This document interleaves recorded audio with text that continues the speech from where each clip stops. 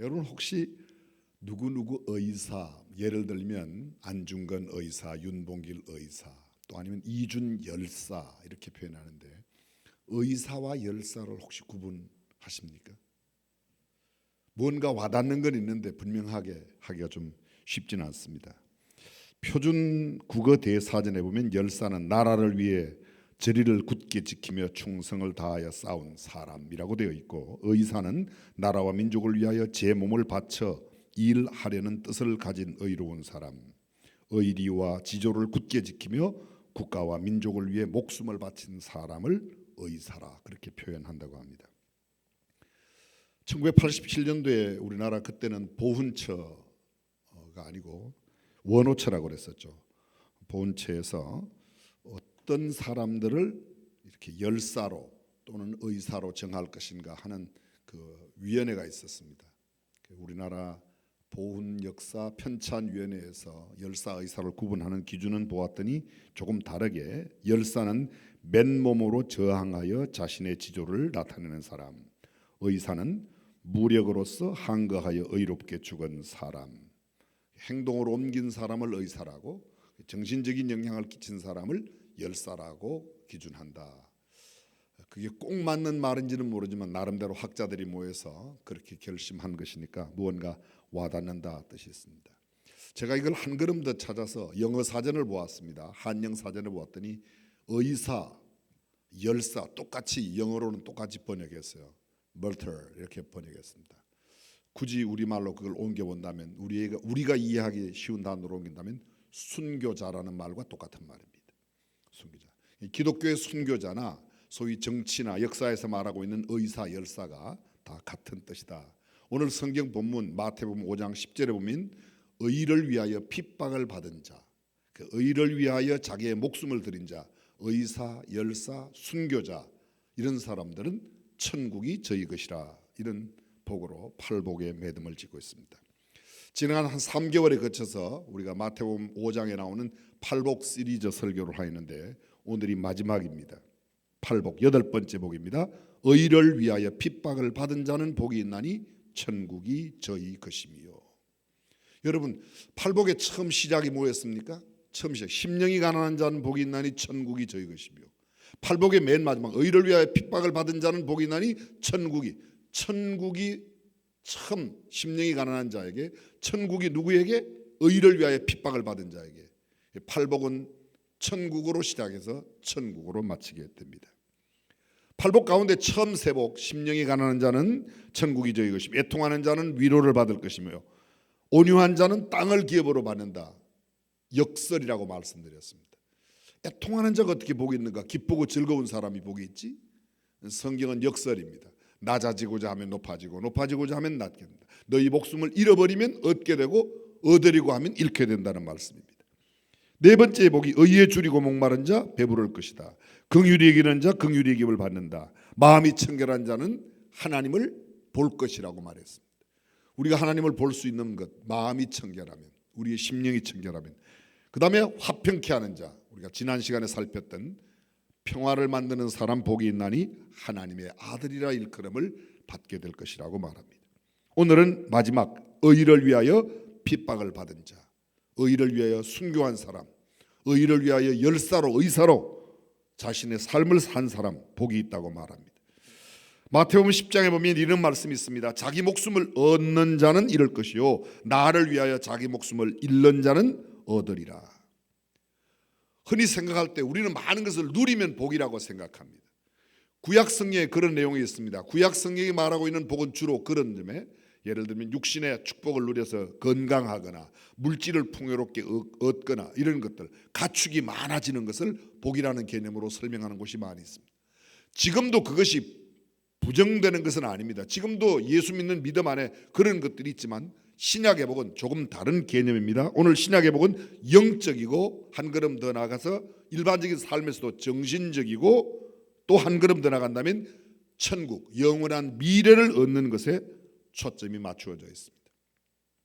사도 바울을 우리가 잘 알고 있습니다. 그 난지 8일 만에 할례를 받았습니다. 이스라엘 족속이요 히브리인 중에 히브리인이요 율법으로는 흠이 없는 의로운 사람이고, 당시에 가장 유명한 가말리엘 문화에서 법학과 철학을 공부했습니다. 산헤드린 의회의 의원이었습니다. 70명으로 입법, 사법, 행정권을 다 가지고 있는 굉장한 막강한 권세의 자리에 있었습니다. 율법을 가장 잘 지키는 최고의 율법 준수자 바리새파 사람이었습니다. 그는 뼛속까지 철저한 유대의 율법주의를 고수했던 사람입니다. 그런데 그러한 그가 그 모든 육체로 자랑할 만한 베냐민 지파 왕의 후손이에요. 초대왕 사울이 베냐민 지파 사람입니다. 내가 베냐민 지파 사람이란 말은 내가 왕손이라는 뜻입니다. 그런데 혈통적으로 가문적으로 그가 배운 것이나 갖춘 것이나 지금 현재 산헤드린 공회 의원으로 있는 것을 볼 때 얼마든지 그가 막강한 권세와 힘을 가지고 살아갈 수 있지만 그 모든 것을 분토와 같이 배설물로 여겼다고 말합니다. 왜요? 내 주 예수 그리스도를 아는 지식이 가장 고상하기 때문에. 사실 우리가 생각하고 있는 육신적인 안목으로 바라본다면 이 사람 복받은 사람이 아닙니다. 그런 것을 버리지 않아야 복받고 사는 것인데 오히려 그런 것을 배설물로 여기고 그리스도 안에서 발견되는 자아를 위해서 그리스도를 위하여 자신의 삶을 살았다고 성경은 이야기하고 있습니다. 오늘 성경 본문 5장 10절 이후에 나오는 11절 말씀 10절을 반복하는 겁니다. 예수 그리스도는 궁극적인 의의 대상이니까 그 예수 그리스도를 위하는 것이 진정한 의를 위하는 것이고 주님을 위하여 욕먹고 핍박을 받고 거역당하고 악한 말을 듣는 것, 그것이 바로 천국을 소유하는 하나님의 사람들의 특징이라고 말하고 있습니다. 교회사에 자세히 보면 예수 그리스도를 믿는 사람들의 흔적 가운데는 박해와 핍박이 항상 존재해 왔습니다. 물질의 풍요로움이 항상 그들과 함께했던 건 아닙니다.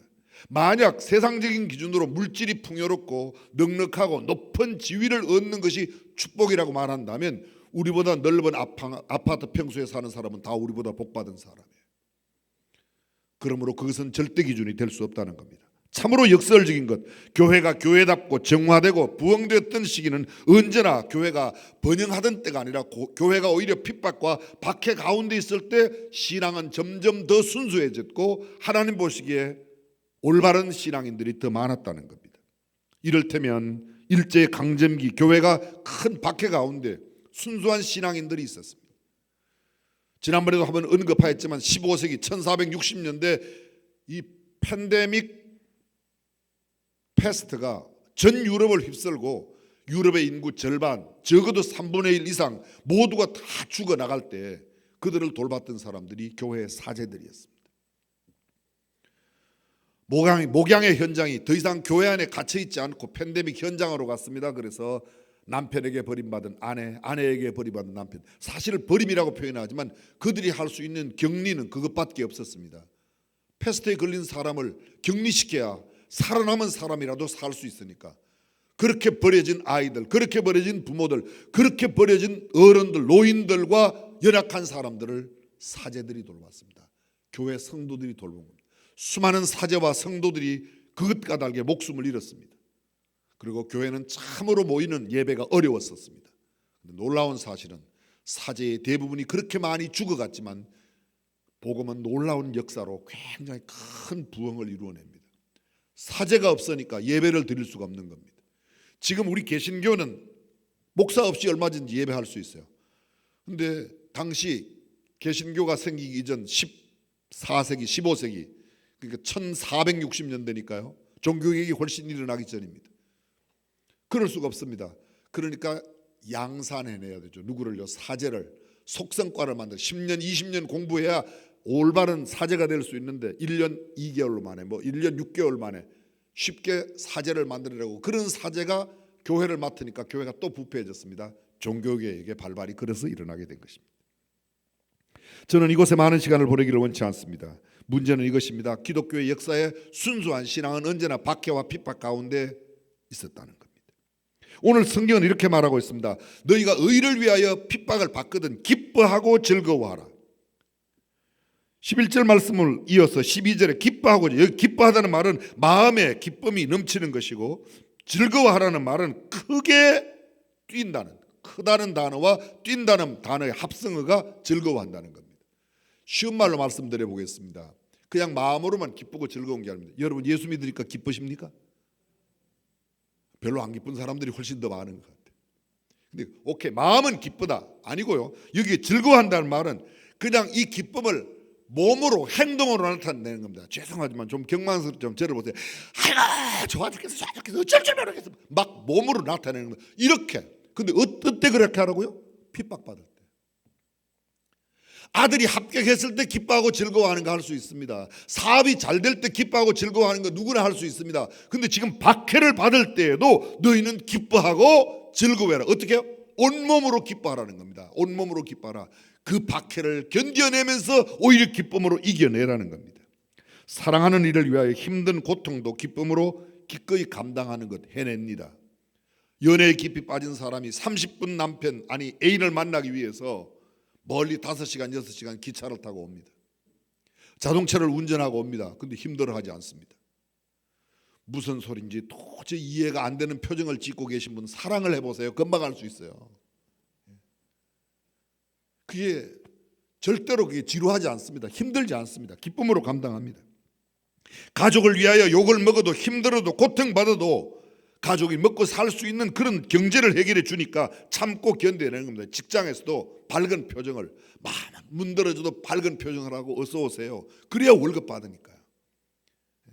그런데 여러분, 고난을 받으며 기쁨으로 여긴다, 핍박을 받으며 박해를 받으며 즐거워하는 행동으로 한다, 참 쉽지 않습니다. 사람들은 소기의 목적을 얻기 위해서 아픔도 참아내고 고통도 참아냅니다. 이기는 정주영, 지지 않는 이병철이라는 책을 제가 읽은 적이 있습니다. 기내에서 읽었는데 굉장히 감동적인 이야기가 그 책에 많았어요. 제가 지금도 있지 않은 한 대목, 아마 언젠가 여러분에게 말씀드렸는지 모르겠습니다. 정주영 씨가 어릴 때 가만히 보니까요, 한강을 건너가는데 뱃사공이 뱃삭스를 받는 거예요. 뱃삭스를. 근데 배를 타기 전에 뱃삭스를 받거나 배표를 받는 게 아니라 배가 떠난 뒤에 받는 거. 자기는 돈도 없는데 어떻게 하면 한강을 건널까? 저거는 쉽다 생각하고 배를 탔습니다. 탔는데 뱃삭스를 배표를 내놔오니까 없죠, 당연히. 그러니까 그 뱃사공이 정주영 씨 따기를 한 대 딱 때립니다. 근데 탁 이러면서 제 표현을 보세요.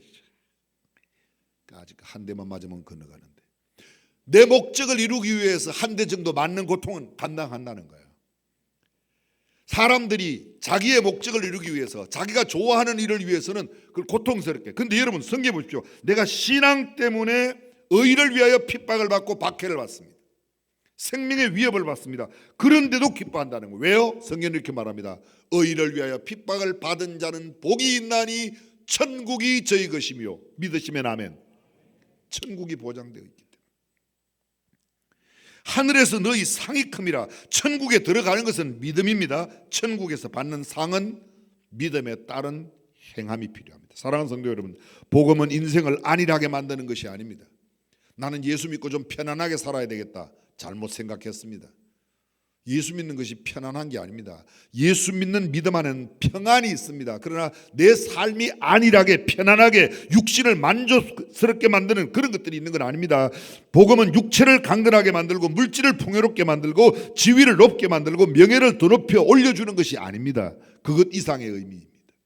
그도 말씀드렸지만 예수 믿지 않는 사람 가운데 우리보다 더 높은 위치에 있는 사람, 더 넓은 아파트에 사는 사람, 더 좋은 차를 타고 다니는, 그럼 우리보다 복을 많이 받아 그렇습니까? 절대 복의 기준이 아니라는 겁니다. 우리가 착각하고 있는 겁니다. 신앙은 육신의 안일과 평안함과 갖춤과 가짐과 누림과는 그렇게 큰 상관이 있는 게 아닙니다. 신앙은 정직과 상관이 있습니다. 진실함과 상관이 있습니다. 희생과 사랑과 용서와 이해에 상관이 있습니다. 감사하며 봉사하고 나누고 섬기고 충성스럽게 살아가는 일과 관계가 있습니다. 박해를 받아도 핍박을 받아도 멸시와 천대를 받아도 웃으면서 넘길 수 있는 이 인생의 궁극적인 삶의 여유, 그것이 신앙 안에 있다는 겁니다. 믿으시면 아멘. 그게 아멘입니다.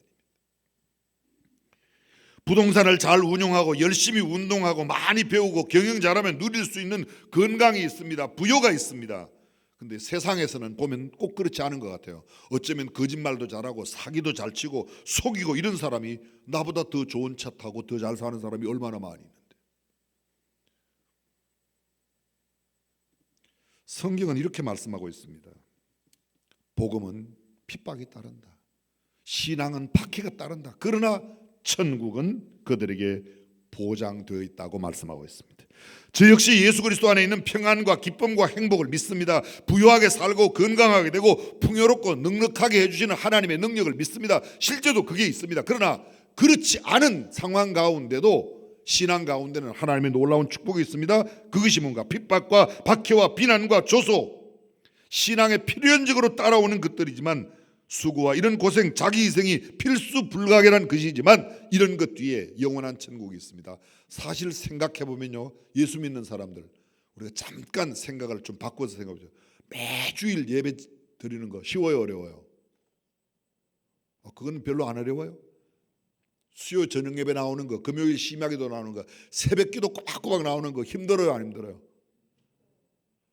정신 나간 사람들이 하는 거예요. 죄송합니다. 좀 심하게 표현하면 미친 사람들이, 예수에 미친 사람들이 하는 짓이지 미치지 않고야 어떻게 새벽마다 그렇게 나갑니까? 주일 성수, 돈만 생기면 11조 꼭꼭 또 10분의 1 갖다 내야 된다고 소득의 11조를 냅니다. 절기 때가 되면 뭐 부활절 지난주에 지나갔는데 부활절 헌금 다 하셨죠? 갑자기 표정이 또 이상해지십니까? 절기 때마다 헌금 내라고 그러죠. 행사 때마다. 이것 정도가 아닙니다. 힘들고 어려운 일을 만나도 믿는 사람들은 이렇게 말해요. 아이고 얼마나 다행인지 몰라요. 그래도 감사해요. 감사한데요. 교통사고가 나서 거의 죽을 뻔했는데 아이고 그래도 그 가운데도 살아난 거는 하나님이, 이렇게 말해요. 하나님의 은혜라고 말해요. 여러분들이 잘하는 소리인데 왜 이렇게 이상하게 보십니까? 이거 우리가 흔하게 하는 이야기 아니에요. 근데 조금만 다쳐도 재수 없다고 기분 나쁘다고 말하는 사람이 있는가 하면 생명만 건져도 감사하고, 아니 때로는 생명을 잃을 때에도 이렇게 말해요. 예수 믿는 사람들은요, 지금은 잘 이해하지 못하지만 하나님의 섭리와 경륜이 있을 겁니다. 이렇게 말해요. 제가 자주 쓰는 말이에요. 신앙인의 특징 아니겠습니까? 힘들고 어려운 상황이 닥쳐올 때도 그만하기 다행이라고, 하나님께서 도우셨다고, 도저히 인간적인 지혜와 두뇌로 이해할 수 없는 그런 일을 만나거나 극한 상황에도 나는 지금 알지 못하지만 하나님은 틀림없이 나를 위하여 좋은 일을 예비하고 계십니다. 긍정적으로 미래를 내다보는 신앙, 그들이 참된 신앙인인 줄로 믿습니다. 그렇습니다. 신앙은 위대한 일을 합니다. 신앙은 안일한 우리를 만들지는 않지만 위대한 일을 합니다. 신앙은 의를 위하여 핍박을 받는 자 복이 있다고 이야기하고 있습니다. 천국이 저희 것임이라고. 복음은 천국을 보장합니다. 복음은 영생을 보장합니다. 복음은 위대한 보상을, 세상 그 어떤 누구도, 세상의 그 어떤 지위와 명예와 건세도, 아니 세상 그 어떤 종교도 보장하지 못하는 천국을 보장해 줍니다. 여러분, 천국을 보장하는 종교가 어디에 있습니까? 믿는 건 다 같아. 종교가 좀 달라서. 그런 말씀하지 마세요. 그렇게 말하지 않습니다. 세상 사람들이 가르치는 지식과 과학에 천국을 보장해 주는 진리가 있나요? 철학과 어떤 세상의 학문이 천국을 이야기하고 있는 게 있나요? 윤리와 도덕이 영생을 준다고 이야기하신 적 들어본 적이 있습니까? 최첨단 IT 기술이나 AI 인공지능이 너희에게 천국을 보장한다, 그런 이야기 들어보셨습니까? 세상의 정치와 경제가 잘 되어서 천국이 우리에게 이루어졌다. 여러분, 제가 대통령이 되면 천국을 만들어 드리겠습니다. 절대 못 만듭니다. 천국은 그런 대통령이 만드는 게 아닙니다. 세상의 어떤 종교도 완벽한 사랑과 의가 있는 천국을 보장한다고 가르치는 종교가 없습니다.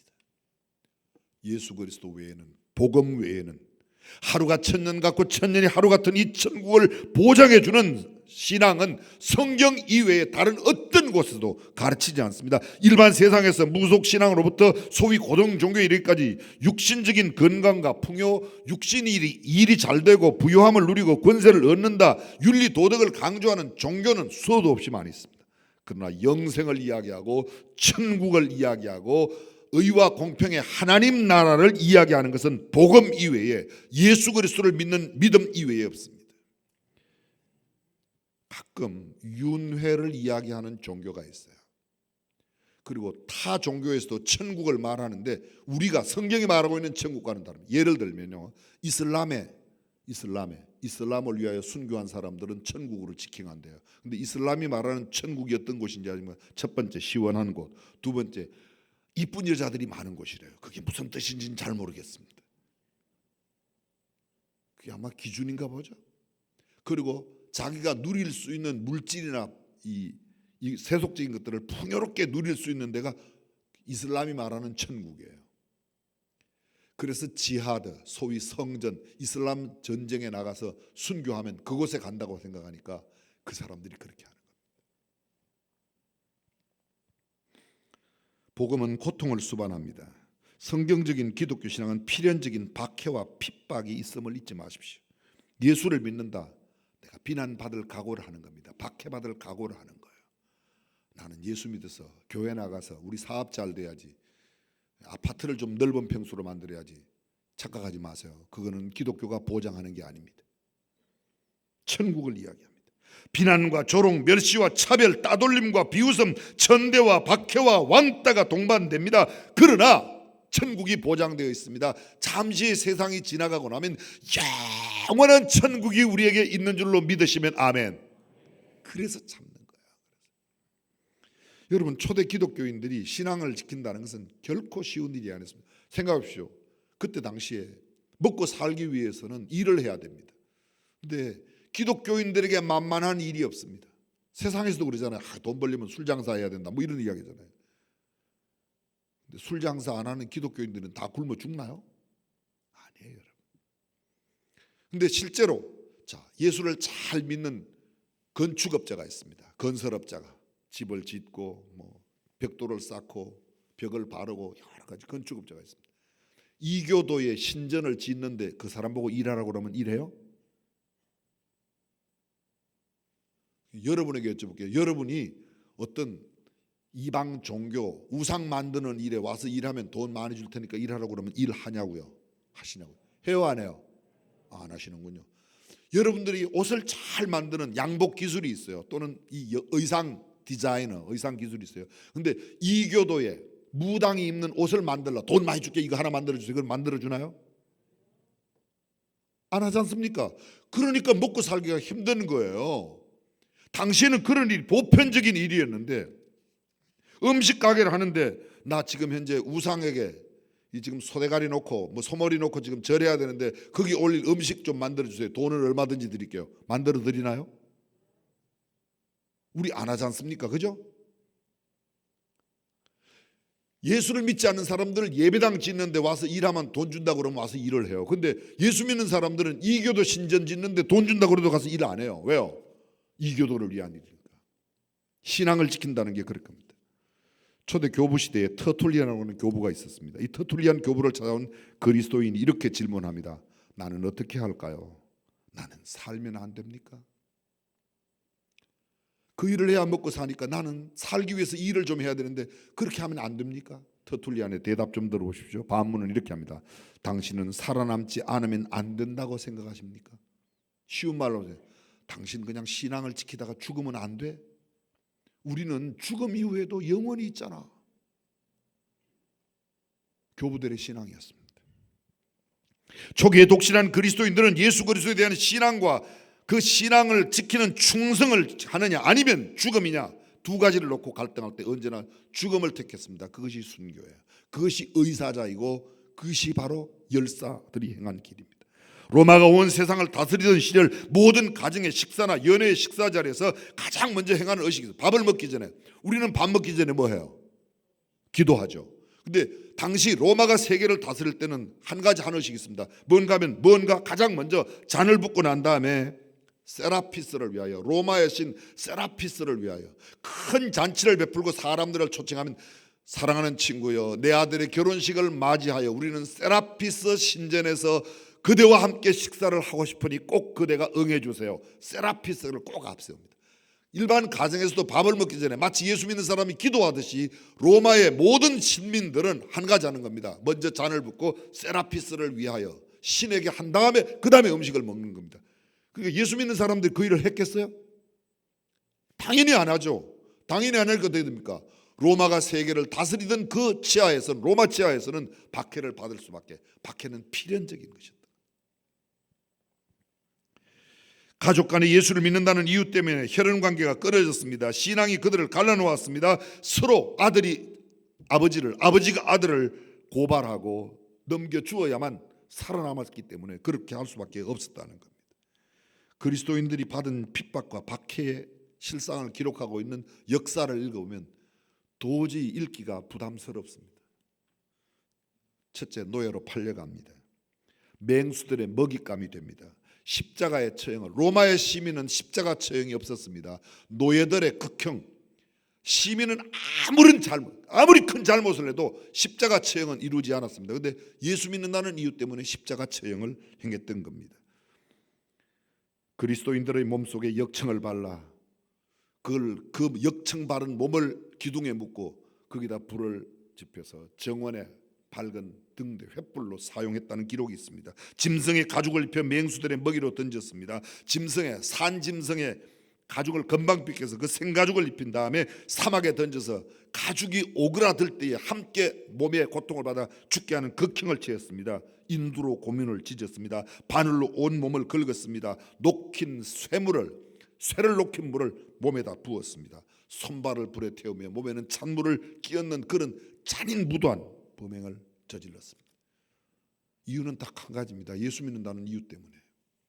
그럼에도 불구하고 그들은 예수님을 부인하지 않았습니다. 만약 우리 시대에 이런 박해가 있다면 우리가 어떻게 할까? 저는 이런 박해가 없는 시대에 사는 게 얼마나 감사한지 모르겠습니다. 당시 그리스도인들이 왜 이런 박해를 받았는가? 식인종이라는 이유 때문에. 식인종으로 오해받았어요. 예수님께서 주의 만찬을 이 떡은 너희를 위한 내 살이다. 이 잔은 너희를 위한 피로 세운 새 언약이라고. 그래서 사람들의 피와 살을 먹는다고 생각했습니다. 초대교회 성도들이 모여서 함께 모인 모임을 아가페라고 불렀는데 그 아가페는 문자 그대로 사랑의 모임입니다. 그 사람들은, 이교도들은 이렇게 생각했습니다. 예수 믿는 사람들은 함께 모여서 맨날 혼합 섹스를 한다고 생각했어요. 그래서 죽여버렸던 겁니다. 우리는 성경에서 읽어요. 마지막 날에 불로 심판한다. 그래서 이 네로 황제가 기독교인들에게 로마시가 불타는 것은 조그마한 석유 가게에 사고로 불이 나서 로마가 불탄 겁니다. 그런데 기독교인들이 불을 질렀다고. 왜? 기독교인들이 불로 심판한다. 기독교인들에게 뒤집어 씌웠던 겁니다. 그 이외에도 신앙 까닭에 배우자와의 이별을 하니까 가정 파괴범으로 몰렸던 겁니다. 당시 로마가 세계를 통치할 수 있었던 수단과 방법이 뭐였습니까? 로마의 신을 섬기는 것으로, 로마의 여신을 섬기는 것으로. 마치요, 일본이 이 동남아를 다 점령하고 점령지에 내세운 게 천황숭배. 여기도 그거 하신 분 계십니까? 옛날에 동쪽 보고 동방요배라고, 동쪽 보고 이렇게 하고 천황에게 절하는 거, 그걸로 마음을 통일시켰던 겁니다. 로마가 그 일을 옛날에 벌써 2000년 전에 했던 거예요. 근데 그것이 점점 로마 여신 대신에 황제를 대신해서 황제를 위하여 점령지마다 신전을 세웠습니다. 그리고 황제에게 신전에 가서 황제에게 향불을 피우고 나면 받는 게 있습니다. 그게 리벨루스라고 하는 증명서를 받습니다. 이 사람은 황제에게 향불을 올렸음. 그 증명서만 가지면 그 이외에는 아무리 누구를 섬기든지 말든지 하여간 가장 먼저 황제를 위하여 향불을 피웠다는 증거만 얻으면 예수 믿어도 괜찮고 뭐 다른 종교 믿어도 괜찮은 겁니다. 그래서 많은 사람들을 유혹했던 겁니다. 그걸로 하나로 구심점을 삼기 위해서. 그런데 예수 믿는 사람들이 그렇게 했을까요? 그렇게 하지 않았습니다. 여러분, 마치 여호수아가 백성들 앞에 마지막 설교하면 나와 나의 집은 여호와만 섬기겠노라. 지금도 그런 사람들이 있습니다. 하나님도 섬기고 가서 점도 보고. 점 보고 오신 분 손 한번 들어보세요. 점잖게 이야기할 때 한번. 아니에요. 하나님만 섬기는 겁니다. 신앙은 유일한 신앙, 하나님만 섬기는 신앙이 온전한 신앙인 줄로 믿습니다. 그 의를, 그 예수 그리스도를 믿는 믿음을 지키는 것, 그것입니다. 초대교회 이 성도들이 함께 모였던 것을 보고 사람들이 이렇게 말했답니다. 숨가쁘게 사방에서 모여든 무리여 그대들의 범죄란 단 하나, 예수 그리스도이다. 예수 그리스도 믿는 것만. 황제에게 향불 피우고 난 다음에 얼마든지 예수 믿어도 괜찮으니까 그렇게 해라. 근데 예수 믿는 사람들이 그걸 안 했다는 거죠. 사랑하는 성도 여러분, 오늘 우리에게 만약 이런 시험이 다가온다면 예수를 믿는 믿음이냐 아니면 우상을 숭배하는 숭배냐. 바라기는 저와 여러분들이 정말 믿음을 잘 지키고 의를 위하여 핍박을 받는 자에게 주어지는 천국의 참된 소유자가 되시기를 주님의 이름으로 축원합니다. 저는 마지막으로 간단한 이야기 하나 하고 마치겠습니다. 미국에 가면 볼더 댐이라고 하는 댐이 있습니다. 샌프란시스코에 가면 여러분이 잘 아시는 금문교가 있습니다. 골든 게이트 브릿지 금문교. 샌프란시스코 반도를 연결하는 큰 다리. 거기에 희생자들을 추모하는 기념비와 함께 샌프란시스코에는 희생당한 많은 중국인 근로자와 미국 사람들의 이름이 새겨진 벽돌을 그 금문교 바로 밑에 쭉 박아 놓았습니다. 방금 말씀드린 볼더댐 옆에는 추모비에 그 댐을 만들다가 희생당한 사람들의 이름을 다 기록해 놓았습니다. 황무지 큰 넓은 들판을 꽃밭으로 아주 1등 경작지로 만들기 위하여 희생한 사람들의 이름입니다. 그리고 그 비문에는 이렇게 적혀 있습니다. 여기에 잠든 이들은 사막이 장미처럼 꽃피어 기쁨을 누리도록 하기 위함이었다. 그렇습니다. 믿음의 아름다운 꽃을 피웠던 순교자의 발자취, 열사들, 의사들의 발자취를 잊지 않고 기억하며 신앙생활을 바르게 하는 저와 여러분이 될 수 있기를 주님의 이름으로 축원합니다. 기도하겠습니다.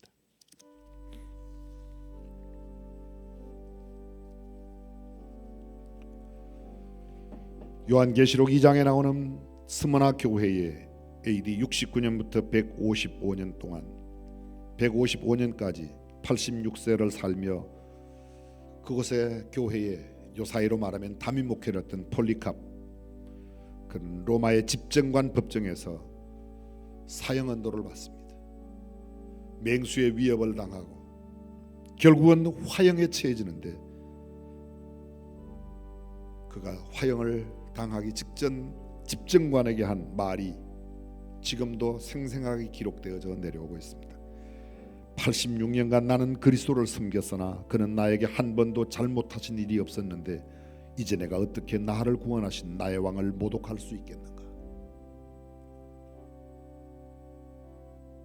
그는 묶인 채로 마지막 기도를 드립니다. 사랑과 축복의 아들 예수 그리스도의 아버지 전능하신 주 하나님, 당신의 아들로 말미암아 당신을 알았나이다. 이제 감사하옵기는 당신께서 나를 이날 이 시간에 합당한 자로 생각하시고 받아주시니 감사합니다. 그는 순교의 제물이 되는 일에 기쁨으로 자신을 드렸습니다. 남들이 그저 비웃고 조롱하는 몇 마디의 말 그 정도가 아니었습니다. 그들은 생명을 걸고 그들이 신앙을 지켰습니다. 전능하신 우리 하나님, 믿음의 모든 백성들이 그 옛날 초대교회의 아름다운 성도들의 신앙처럼 순교의 신앙을 잘 가질 수 있도록 복내려 주옵소서. 우리 주님 예수님의 이름으로 기도합니다.